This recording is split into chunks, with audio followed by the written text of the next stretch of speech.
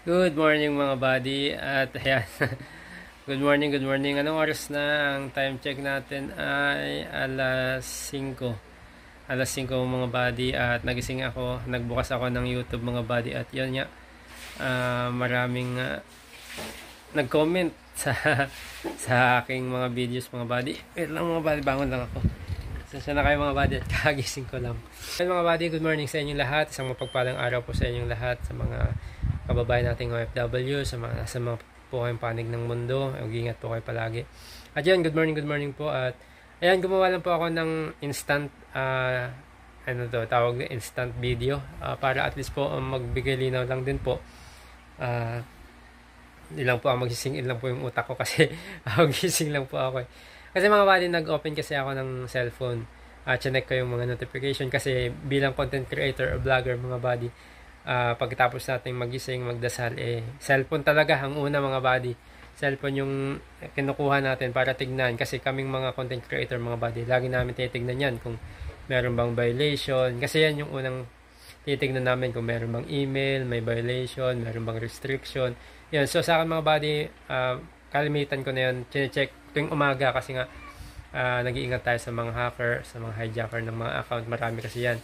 So every morning check ko yung mga buddy at okay naman, nagbasa ako ng comment kaya mga buddy at yun nga, may mga yan, itong mga comment na yan, yan, may mga iba-iba yung comment nila mga buddy at yun nga, very alarming, sabi nga, very alarming. Ngayon natutunan ko yun kay Boss Ka Business. Meron pa akong pang ping-pong dito ito mga buddy, pang patay ng lamok. So dito lang ako mga buddy sa sopa natutulog.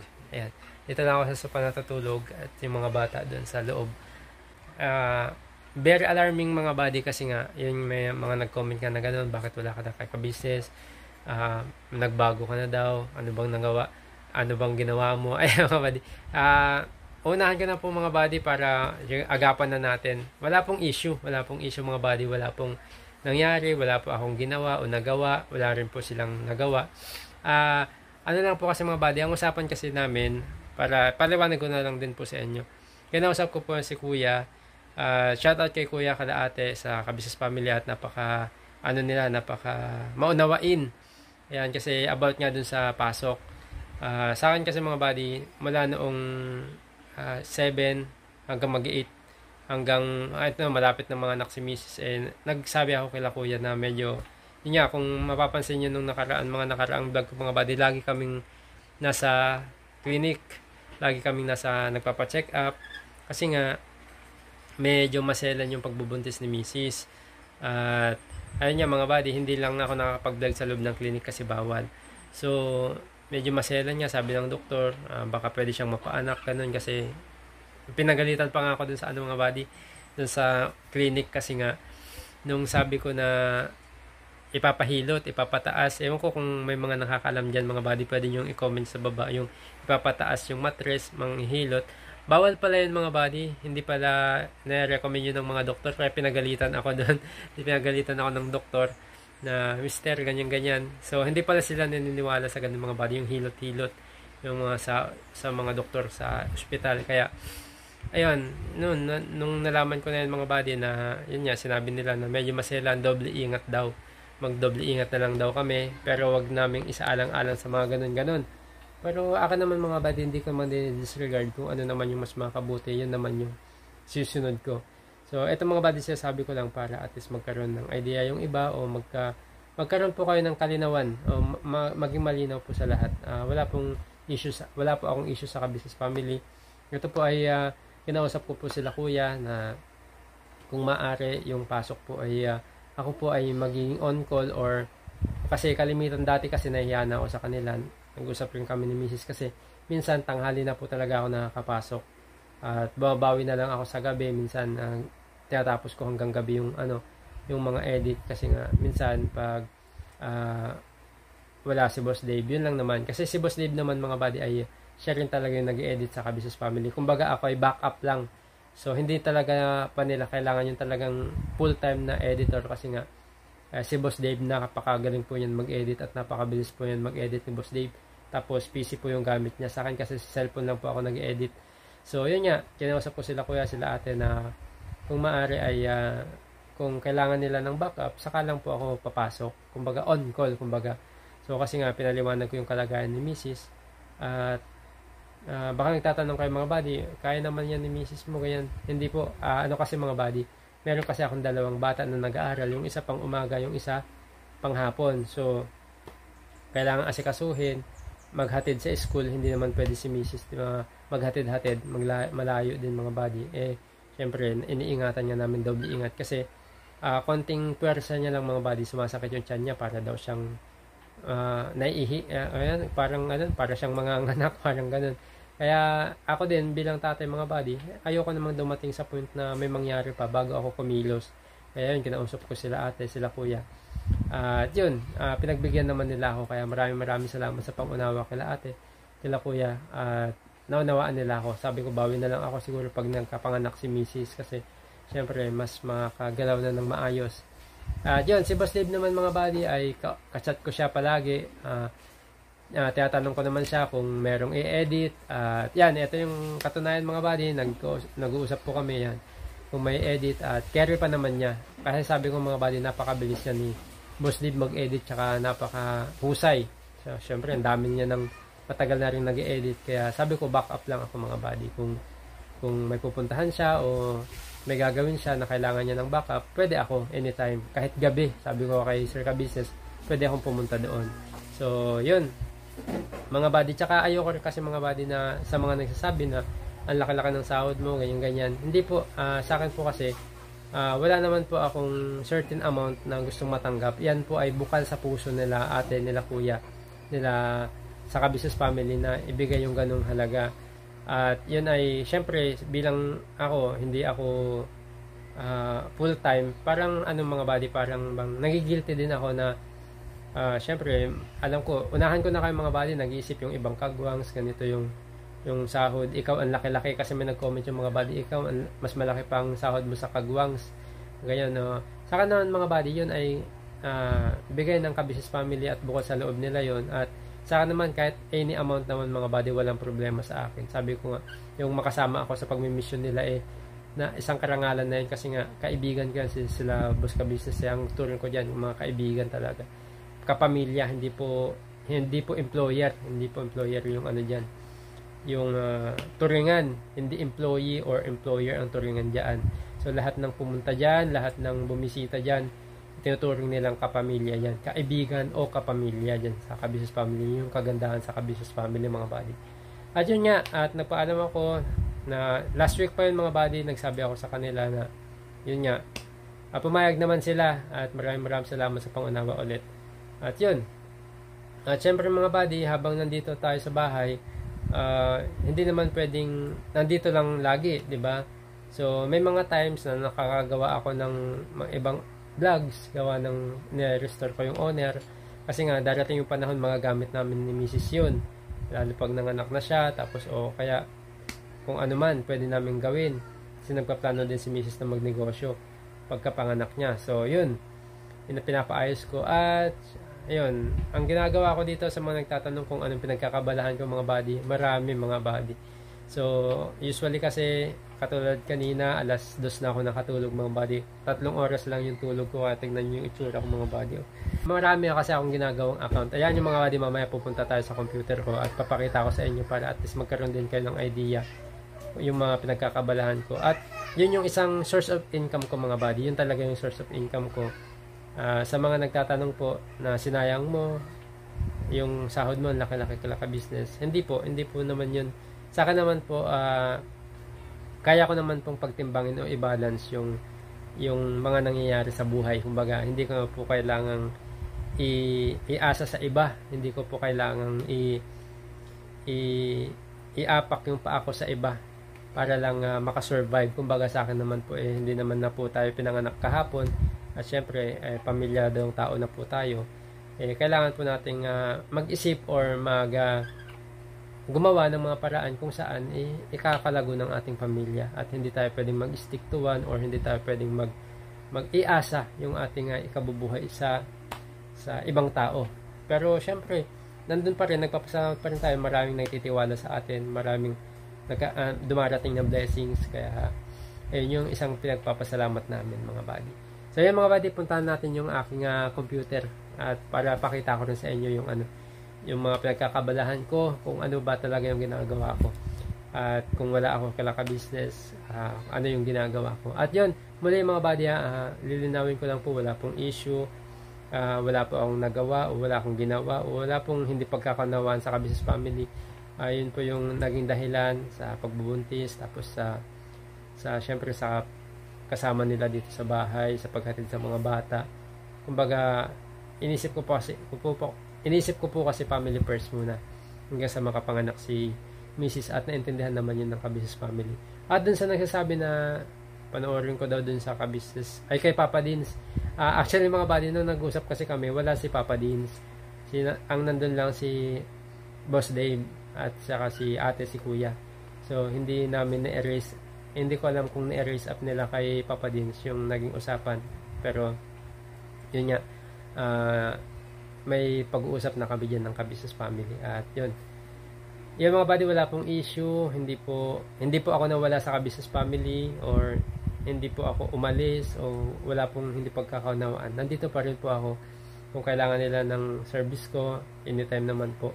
At hindi naman po ibig sabihin na may nakikita kayong ibang kasama ko sa vlog, wala na yung iba nating kaibigan. Hindi po totoo yun. Hindi po ibig sabihin na nakakilala ka ng bagong kaibigan, mawawala na yung mga dati mong kaibigan. Hindi po yun totoo. Nag-iipon lang po tayo ng mga kaibigan. So, ayun, wala pong issue mga buddy, wala. Alisin nyo po sa isip nyo yan, alisin nyo po sa pananaw nyo yan, kasi ano po yan, nakakasira po sa community natin. Ayan. So, hindi ko naman po sana gagawin tong video na to, na tingnan nyo nga itsura ko mga buddy, kakagising ko lang. Pero, at least gusto ko kasing maisabi agad sa inyo yung nasa puso at nasa isip ko. Kasi yan mga buddy, ayoko nang tumagal pa. Kasi kakabasa ko kanina ng mga comment, meron mga reaction na ganun. Ayoko naman pong tumagal yung isipin.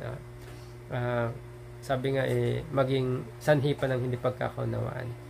Kaya ayan mga buddy, at punta tayo sa computer ko para may pakita ko rin sa inyo kung ano yung ibang kong pinagkakabalaan. Let's go! So ayan mga buddy, dito tayo sa aking mini computer. Ayan. Ito yung ginagamit ko mga buddy sa pag-aayos. Ito mga buddy, papakita ko lang sa inyo para may idea din kayo sa mga ginagawa ko before pa pumasok ka ka-business or pumunta sa mga ibang vlogger o bago ako mag-vlog. Ito talaga yung mga ginagawa ko mga buddy, kasi nga nag-tutorials ako dati hanggang sa natutunan hanggang sa maraming nagtitiwala. So pakita ko lang sa inyo mga buddy yung mga account na ginagawa ko, pero i-blur ko lang mga buddy kasi syempre privacy yun mga buddy ng mga may-ari ng account. So papakita ko lang sa inyo mga buddy para ma-idea kayo sa sinasabi ko. So magbukas tayo. So ito yung mga account mga buddy. So napakarami niyan, i-scroll natin. Yan yung mga nagpapaayos mga buddy. So yan o. Ayan. So napakadami niyan mga buddy. Nasa 70 plus yan mga buddy na mga account. Iba-iba yung may-ari. Ayan mga buddy o. So yan yung mga ginagawa ko mga buddy, kung saan syempre hindi naman natin pwedeng baliwalain itong mga taong nagtitiwala sa atin, mga pinagkatiwala yung account sa atin mga buddy. Tsaka yung mga laman ng account na yan mga buddy, hindi po basta-basta mga buddy. Iba pa yung nasa cellphone ko. Yung nasa cellphone ko kasi, yung ginagamit ko sa personal ko, marami ding account doon, nasa 10 mahigit mga buddy. Kasi hindi siya pwedeng madami masyado. Kaya dito sa PC, dito ko sa PC nilalagay. So naparami yan mga buddy, nasa 70. Actually, nasa 100 plus yan bago magpasko. Kaso, nagawa ko na kasi yung iba na ayos na. So, nasa 70 na lang yung mga waiting for approval, yung mga may problema pa, tapos yung mga may hindi makuhang sahod, mga na-demonetize, mga na-hack, yung mga buddy. So, ganyan karami mga buddy yung mga account na ginagawa ko. Tapos, karamihan dyan mga buddy, nasa ibang bansa, mga FW, kaya minsan talagang wala tayong tulog kasi nga, umaga sa kanila, gabi sa atin. So, syempre hindi ko naman pwedeng gawin ng umaga kasi nga gabi sa kanila, nagpapahinga sila. So, kailangan umaga para makontak ko sila, and then gabi naman dito, madaling araw ganun. So, ayun mga buddy yung mga ginagawa natin. So, pinakita ko lang sa inyo mga buddy para may idea kayo.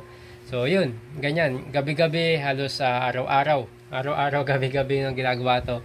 Yung iba nandito lang sa Pilipinas, pero yung iba kalimitan kasi nasa ibang bansa, kaya yun nga, magka-conflict ng oras. Kaya eto mga buddy, hindi ko to pwedeng pabayaan sila. At yun nga, Hindi ko naman kailangan dapat pa sinasabi ito mga buddy, o hindi ko na kailangan magpaliwanag. Kasi ito mga buddy, before pa ako mag-vlog or before pa ako pumasok sa vlogging, ito na talaga yung ginagawa ko. At bago ako pumasok na mag-edit kay Boss Ka Business, ito talaga yung ginagawa ko mga buddy. So maraming nagtitiwala po sa atin, at yun ay hindi ko pwedeng sayangin mga buddy. Hindi pwede natin pabayaan yung matiwala nila. At marami din dito mga buddy, halos kalahati dito ay mga nagsisimulang vlogger lang din, mga nag-uumpisa pa lang, mga hindi pa nila alam yung mga tamang gawin. So pinapaayos nila sa akin mga buddy, hanggang sa ma-monetize sila. Pag okay na sila, bibigay ko na. So ganun lang mga buddy yung ginagawa ko. Inaalalayan ko sila kumbaga sa kanilang mga account, kasi maraming aspirant ba tawag doon, aspirant vloggers na syempre gusto rin mag-umpisa at walang alam sa pagdating sa technical sa YouTube. Actually ako mga buddy, nung nag-uumpisa din ako, wala din talaga akong alam na dumating yung point sa akin na wala akong mapagtanungan, di ba? Walang makatulong sa akin pag nagkaroon ka ng copyright, di ba? Ano ba yung copyright? Pag nagkaroon ka ng pag na-demonetize ka, pag nahack ka. Ako kasi mga buddy, halos lahat ata ng violation sa YouTube naranasan ko na. Kaya sa awa ng Diyos, sa pagkaloob sa ating pagkaunawa ng kaunti sa ganitong mga bagay, nare-resolve ako naman siya mga buddy. At yun yung sinishare ko. Disclaimer mga buddy, hindi po ako expert, di po ako IT expert o kung ano man. Ito ay pinag-aralan ko lang talaga mga buddy. Sa sariling sikap lang, nagbasa-basa ako. Binasa ko yung rules and regulation nila, pinag-aralan ko. So, hanggang sa yun, kahit pa paano nakakaayos naman tayo ng mga account, nakakabawi tayo ng mga nahack na account. So, ganun mga buddy. So, hindi po ako talaga yung nag-aral sa school na ganun, hindi po. Ito ay sinishare ko lang din sa kanila yung mga na-experience ko. Kasi kalimitan ng mga nagpapaayos ka sa akin mga buddy, yung ipapaayos nila ay na-experience ko mismo sa sarili kong channel. Kaya para sa akin, medyo madali ko nang gawin kasi nga na-apply ko na sa channel ko. At sigurado ako na magagawa at maayos ko kasi nga naayos ko sa akin. Pero may mga instances kasi na mga medyo mahirap talagang mga technical issues. Ayun, gumugugol talaga ako dun ng oras para pag-aralan siya kung paano maibalik at paano makatulong. Pero karamihan dito mga buddy ay sabi ko nga, halos kalahati yung mga nag-uumpisa. Tapos yung mga kalahati dyan may mga problema sa sahod, demonetize, yung iba sa mga pag-fill up, ganon, i-edit. Maraming mga iba-ibang kaso to mga buddy, iba-ibang senaryo. Kaya parang ano ako dito sa bahay, parang technical support na rin ako mga buddy. So, ito yung isang dahilan mga buddy kung bakit hindi ako nagpo-full time sa kahit anong work mga buddy. Actually, sa mga hindi nakakaalam mga buddy, isa po akong supervisor dati sa isang malaking mall. So, nag-resign lang din po ako kasi nga nag-pandemic. Isa yung reason nag-pandemic. And then, eto nga, inumpisan ko yung ganito. Inumpisan ko yung pag-aayos ng ganitong mga account. At syempre, maraming nagtiwala mga buddy, maraming nagpaayos kasi nga sa mga hindi nakakalam, may mga kakilala din tayong mga kilalang vlogger, sila Boss Jap, yan. Isa rin yan sa mga sa akin, mga diyan talaga bumulusok yung pagkakakilanlan ko kay Boss Japper sa pag-aayos ng ganito. Kasi nung mga time na yun, nandun ako sa Bukana, ay ang dami ring mga vlogger sa Bukana. Isa ata yan sa lugar sa Pilipinas na may pinakamaraming vlogger na lugar, yung Bukana dyan sa Batangas, kung saan ay yan community ni Boss Japper, so word community. At yun, marami din tayong inayos ng mga kaibigan doon. At doon bumulusok na nakilala ako mga buddy. Hanggang sa yun, ano to mga buddy, isang karangalan yung magkaroon ng ganito na nagtitiwala sila sa iyo. Although hindi tayo kilala ng karamihan sa social media, okay lang, wala nang problema sa akin yung mga buddy. Tsaka hindi naman natin yun inaasam yung makilala ka, maging famous tayo. Sa akin lang yung may mga nagtitiwalang ganito ay napakalaking karangalan na para sa akin mga buddy. Yun, gusto ko lang ipakita sa inyo mga buddy kung ano yung mga pinagkakaabalahan ko habang hindi pa po ako pumasok kila Boss Ka Business. So, yun. So, yun yung Sa akin naman, kila Boss Ka Business naman mga buddy, sa Ka Business Family, anytime naman pag kailangan nila yung tulong ko or kung kailangan nila yung service ko, walang problema mga buddy, takbo tayo doon mga buddy. Boss Ka Business yan Tsaka hindi amo ang turing ko diyan, kaibigan ang turing ko diyan mga buddy. So ganoon din sa akin, hindi empleyado o hindi sahuran ang turing niya sa akin mga buddy. Sa amin, ano yan, kaibigan ang turingan namin yan. Kaya sa mga nagtatanong po kung bakit wala na ako sa ka-business, hindi ako pupunta sa ka-business, ano po, on call po ako dyan, gawa ng si Boss Dave kasi ay kailangan niya ng backup, yun, tatawagan nila ako. At yun naman mga buddy, hindi talaga ako pwedeng mag full time, hindi talaga ako pwedeng mag full time sa ganung trabaho. Kasi nga, unang-una si Mrs. lagi kong kasama dito, medyo maselan yung pagbubuntis niya. Tapos yung mga dalawang bata ko mga buddy ay nag-aaral pang umaga pang hapon, so walang mag-aasikaso. Si Mrs. sana kaya naman ni Mrs. pero syempre ayoko naman siyang paggalaw-galawin ng mga buddy kasi medyo maselan niya. Ayoko namang dumating yung point na may mangyari pa bago ako kumilos, kumbaga. At yun ay naipaliwanag ko naman kila kuya at naintindihan naman nila. At sa mga nagko-comment mga buddy, natatawa lang ako mga buddy sa mga nagme-message, bakit ganun daw. May mga nagme-message pa na wala daw akong utang na loob, ganun. Hindi niyo po kasi alam yung hindi niyo po alam yung mga nangyayari, kaya yun, hindi ko naman po sana gagawin tong video na to para at least lang din po malinaw at malaman ng iba kung bakit po. Ako po anytime po ako pupunta sa ka-business family, basta kailangan nila yung service ko, anytime po yan. So ako po ay hindi naman po empleyado, ako po ay kaibigan ng ka-business family. Yan, kaibigan po nila ako at ganoon din po ang turing nila sa akin, kapamilya pa nga po. So yun, para malinaw lang po. At kung magkaroon man tayo ng mga vlog sa iba, sa labas, part po yun ng pagiging content creator natin. Kasi ako din po ay vlogger po, content creator. So maaaring makapag-produce din po ako ng iba-ibang vlog sa labas o makamit ng ibang mga tao. Pero it doesn't mean na kinalimutan ko na ang ka-business family o ang Soward family or Soward community, Papa Din's community. Hindi po yan.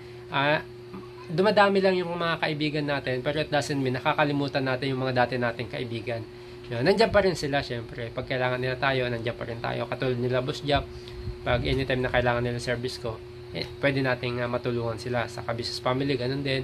Sila Kuya Noli, sa marami tayong mga kaibigang mga vlogger, maraming team.